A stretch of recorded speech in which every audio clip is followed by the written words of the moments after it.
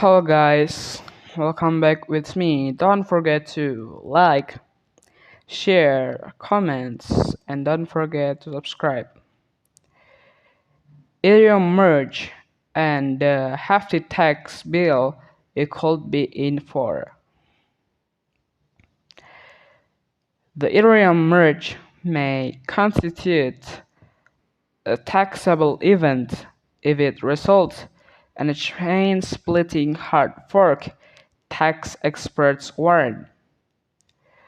Other ETH hodlers that don't play their cards right following the Ethereum merge baby in for a hefty bill come takes time, according to tax experts.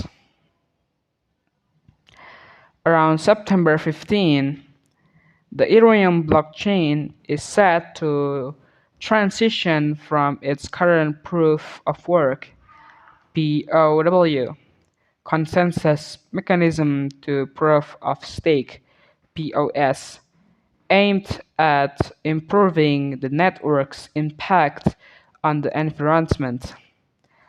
There is a chance that the merge will result in a contentious hard fork, which will cause ETH holders to receive duplicate units of hard forked Ethereum tokens, similar to what happened when the Ethereum and Ethereum Classic hard fork occurred in 2016. Tax compliance firm TaxBid, head of government solutions, Miles Fuller, told Cointelegraph that the merge raises some interesting tax implications in the case that a hard fork occurs, stating, "The biggest question for tax purposes is whether the merge will result in a chain splitting hard fork.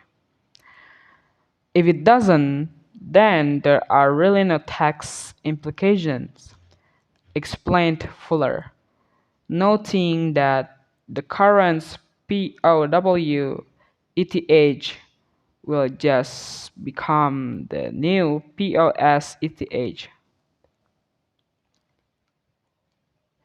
and everyone goes on their merry way. However, should a hard fork occur, meaning ETH holders are sent duplicate POW tokens, then a variety of tax impacts may fall out, depending on how well supported the POW ETH chain is, and where the ETH is held when the fork occurs.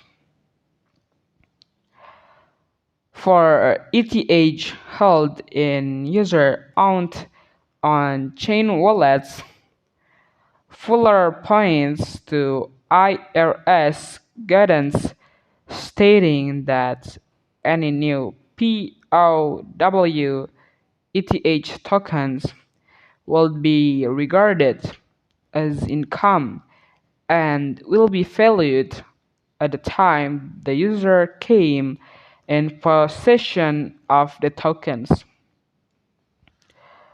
Fuller explained the situation may be different for ETH held in custodial wallets, such as exchange, depending on whether the platform decides to support the forked POW ETH chain, noting how custodians and exchange handle fork is generally covered in your account agreement.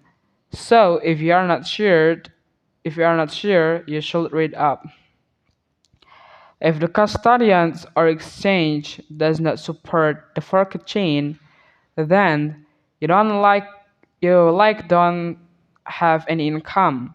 You can avoid this by moving your holdings to an unhosted wallet. Pre-merge ensure you get any coins resulting from a possible chain splitting fork, he explained. Maybe just that from me. Thank you for listening. Don't forget to subscribe. Thank you. Goodbye.